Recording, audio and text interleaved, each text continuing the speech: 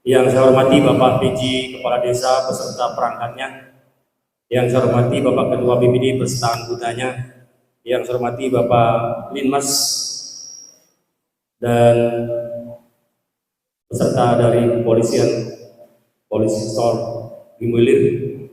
Selanjutnya yang kami hormati Bapak tokoh-tokoh daripada masyarakat, baik tokoh dari agama, tokoh dari adat, tokoh dari pemuda, dan seluruh organisasi yang mungkin diundang pada hari ini. Puji dan syukur kita panjatkan kepada Allah Subhanahu wa taala yang dalam kesempatan ini kita diberikan kesehatan, kemudian diberikan keimanan sesuai dengan agamanya masing-masing. Semoga pertemuan pada hari ini bisa membawa manfaat dan barokah khususnya pada Desa Sarimulya tercinta. Salawat serta salam disampaikan ke Nabi besar Muhammad Rasulullah SAW yang telah membawa kita ke alam yang kita nikmati sekarang ini. Semoga kita semua telah mendapatkan kesempatan. Bapak Ibu hadirin sekalian, kita sekupas melanjutkan apa itu visi dan misi. Visi adalah suatu capaian. Jadi kita mau jadi kepala desa itu yang akan mencapai apa? Terus misi adalah suatu perjalanan untuk mencapainya. Sama dengan kita ingin ke pasar, bahwasanya kita akan ke pasar beli ini, tetapi untuk membelinya ya dengan berjalan dari rumah ke pasar. Itu gambaran dari visi. Visi kami adalah mewujudkan Desa Sarimulya yang adil, makmur, sehat, aman, dan sejahtera. Di sini kita mempunyai visi-visi yang isinya adil. Adil dari kata dalam beberapa waktu yang kita lihat kepala desa ini menjadi bulan-bulanan oleh sosial, khususnya BSC yang tidak menggunakan data dari desa, tetapi penerimaan BSC datanya ada yang kaya, ada yang miskin, sehingga kepala desa mendapatkan nama yang kurang baik di masyarakat, padahal data itu tidak diketahui oleh kepala desa. Ini kemudian BRT kita tugaskan kepada para RT dan kasus relawan untuk menyertakan keadilan bagian mana yang berhak mendapatkan bantuan dan yang tidak mendapatkan bantuan. Di sini adil dalam ini termasuk demikian. Kemudian makmur mudah diucapkan tetapi sulit untuk dicapainya apabila kita tidak punya keinginan yang kuat. Karena makmur itu menyangkut dari papan, sandang, pangan, dan lain sebagainya. Kemudian sehat. Walaupun Bapak ini kaya semua, kalau kita tidak mencintai kesehatan, kita bisa menikmati hidup ini. Makanya setiap sambutan kita ada kata-kata sehat yang paling utama. Kenapa demikian? Maka ada olahraga, baik dari olahraga bola kaki, kemudian senam, dan lain sebagainya. Orang perangkat desa, masyarakat desa bermacam-macam termasuk di PKK itu ada bocah-bocahnya. Sehat itu sangat mahal sekali. Apapun yang kita laksanakan, agama pun kalau tidak sehat, otomatis kita tidak akan bisa melaksanakan yang kita inginkan. Kemudian aman. Walaupun kita mempunyai harta yang berlimpah, kemudian bermacam-macam keunikan kita, kalau situasi desa kita tidak aman, otomatis kita tidak bisa menikmati apa yang kita miliki. Aman dari gejolak masyarakat, aman dari makan, dan aman dari sebagainya. Dan keseluruhnya terkurung dan terkumpul di rasa tentram. Dalam rumah tangga, kalau tidak ada tentram, otomatis itu tidak akan tercapai yang namanya kita ingin rumah tangga. Apalagi ini desa. Meskipun kita tidak bisa tentram 100%, ya kalau bisa semuanya tentram. Semua yang akan aktivitas kita laksanakan semua. Ini dari rangkaian yang akan kita capai selama saya menjabat kepala desa, kalau dikarunia Allah untuk memimpin desa ini yang kedua kalinya untuk melanjutkan pemerintahan. Kemudian visi kami yang pertama, menjaga dan memelihara persatuan dan kesatuan sosial, agama, adat, budaya, dan gotong royong dalam bermasyarakat. Yang paling penting, kita masyarakat ini walaupun bagaimana hebatnya, tapi kalau cerai-berai antara perangkat desa dengan kepala desa, antara RT dengan masyarakatnya, itu tidak bisa bersatu walaupun kepala desanya hebatnya kayak apapun. itu nonsen bisa dicapai. Walaupun bisa terlaksana, tetap ada kriwilan-kriwilan, ada yang gerogoti, ada yang berusaha menghambat. Kenapa? Karena tidak rasa bersatu. Kalau kita bersatu, semuanya akan berjalan dengan baik bersama-sama. Kemudian sosial, yang tadi sudah kita sampaikan juga, adil dan sosial. Sosial termasuklah yang kita sampaikan, pembagian fakir miskin dan lain sebagainya, tingkah laku dan sebagainya yang menyangkut sosial. Kemudian agama, kita sadari Desa Sarimulya berdiri bukan dari satu agama Kristen atau bukan dari satu agama Islam, tetapi ada beberapa agama. Dan Islam juga dulu juga bukan satu Islam satu organisasi, tetapi juga beberapa organisasi. Harapan kami agama ini, apapun agamanya di desa ini, tetap berjalan dengan baik sehingga peribadatan kita secara luber, secara bebas untuk melaksanakan agama tanpa ada rasa cemas, tanpa ada takut, dan rasa kita bisa melaksanakan dengan khusyuk sesuai agamanya kita masing-masing. Itu untuk agama. Adat dan budaya. Adat adalah kita mempunyai suatu adat yang sangat luhur. Ada Jawa, silakan dilaksanakan, ada Jawa. Kemudian ada Jambi yang kita junjung tinggi di sini. Bahkan saya berterima kasih dengan pengurus adat, karena saya terima kasih lagi sekali dengan ada Jambi ini.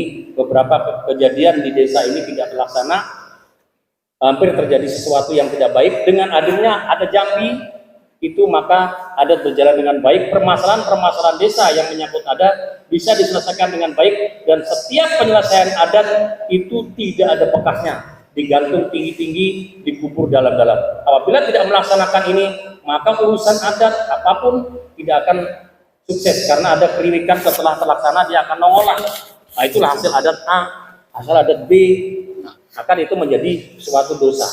Ini sebagai adat. Kemudian budaya juga begitu, bermacam-macam budaya. Mungkin budaya saudara kita yang di Jambi, kalau orang menikahan pakai kompangan, budaya kita pakai gerujukan, giring anten dan sebagainya. Itu semua kita lestarikan, ada di budaya kita. Kemudian gotong royong. Nah, ini yang sangat memperhatinkan. Kata kita tinjau, waktu rumah kita masih papan, semua gotong royong itu semangat semua. Seperti Pak Karno dan tokoh-tokoh yang lain merasakan. Kalau sekarang udah mulai pudar. Bagaimana supaya gotong royong ini bisa hidup kembali? Itu menjadi suatu tantangan bagi kita bersama. Kami akan berusaha untuk menghidupkan gotong royong. Kemudian peningkatan ekonomi. Peningkatan ekonomi kita puncaknya suatu desa, suatu negara adalah pasar. Pasar modal, pasar dan sebagainya, pasar. Nah, pasar desa udah bertahun-tahun, berpuluh-puluh tahun, baru kali ini kayak berhasil masa pejabat kaya, walaupun belum selesai, dia berusaha untuk membangun pasar desa. Nah, pasar desa ini berdampak sekali. Apabila pasar mereka maju, maka pendapatan desanya juga akan maju, pendapatan masyarakatnya juga akan maju. Kenapa? Memerlukan makan, minum, dan sarana prasarana dan lain-lain semua itu ada dibutuhkan oleh para pengguna pasar. Dan kami berharap untuk pasar Desa Sarimulya berikutnya, kalau bisa pasar kita nih kiasnya bukan puluhan, bisa ratusan.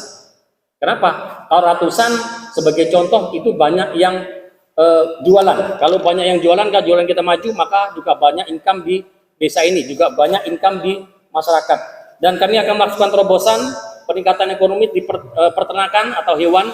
Kami akan berusaha mengadakan pasar hewan untuk di Desa Sarimulya, karena saya tinjau di Provinsi Jambi, Bungo, dan sekitar sini belum ada. Kayaknya yang ada baru di Batanghari. Kami mohon dari peternakan dan sebagainya, pasar hewan ini nanti bisa ditegakkan, karena alokasi pasar kita sangat luas sekali.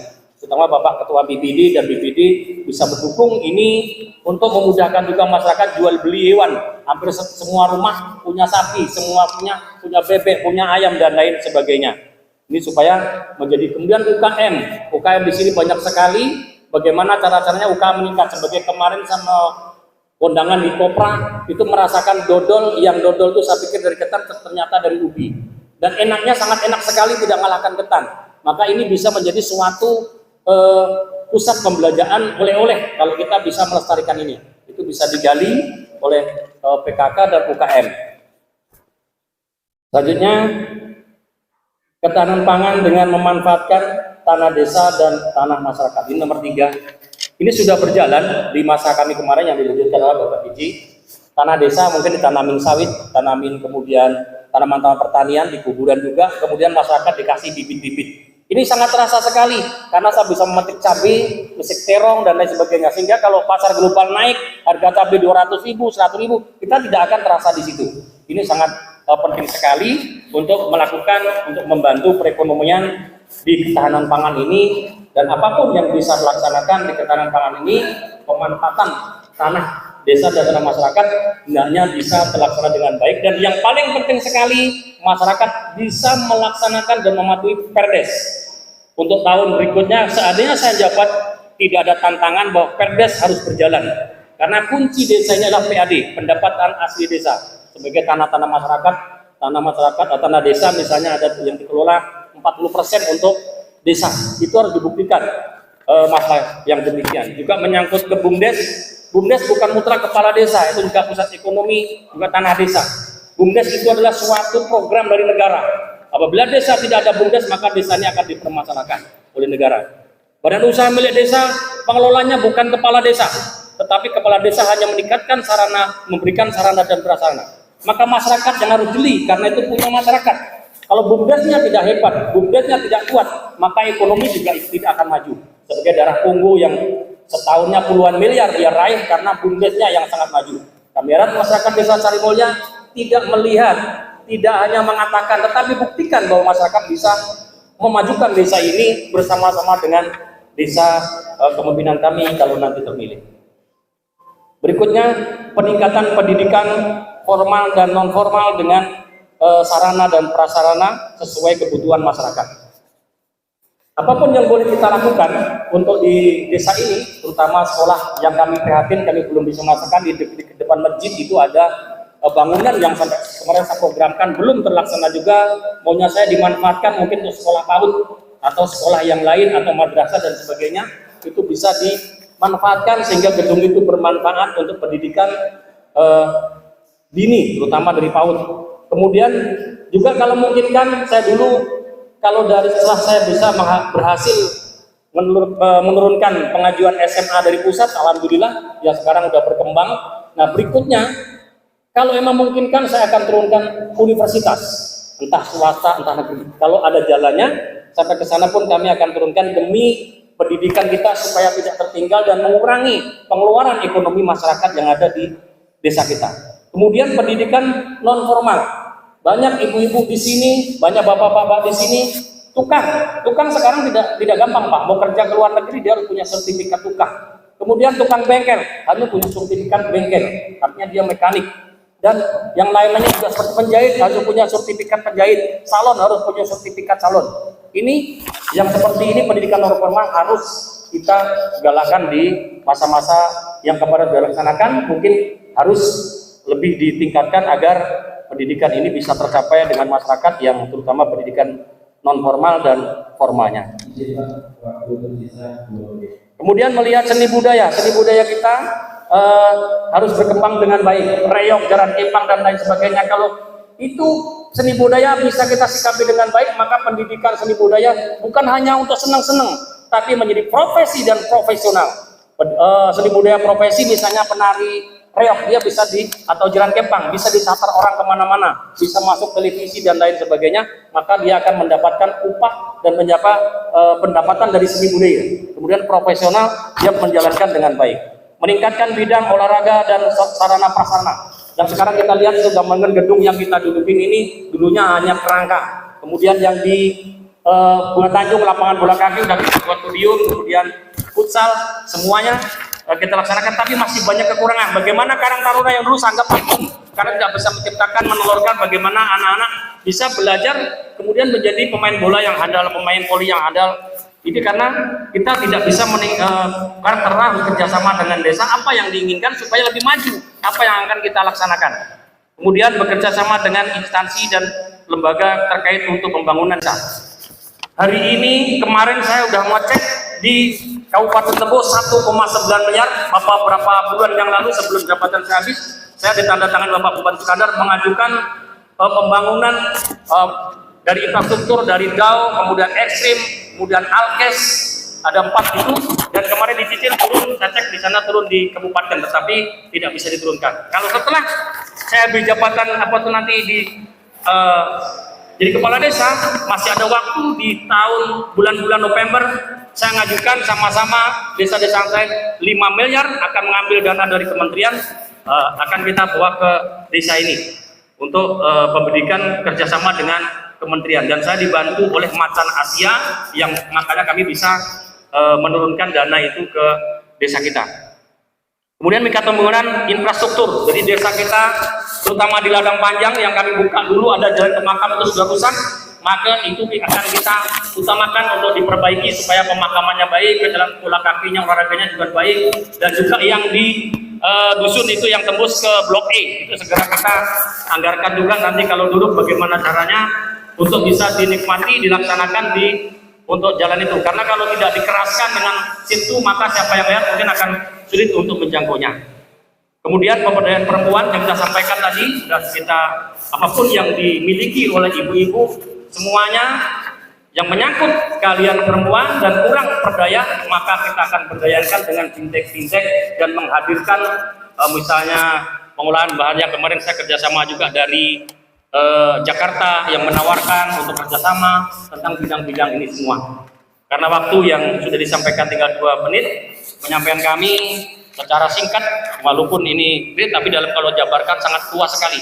Demikian yang kita sampaikan, lebih kurang mohon maaf, saya mohon doa dan dukungan kami ucapkan kepada seluruh yang hadir, berarti sama-sama ikut membangun desa ini. Tidak ada kepala desa sukses tanpa masyarakat. Setuju?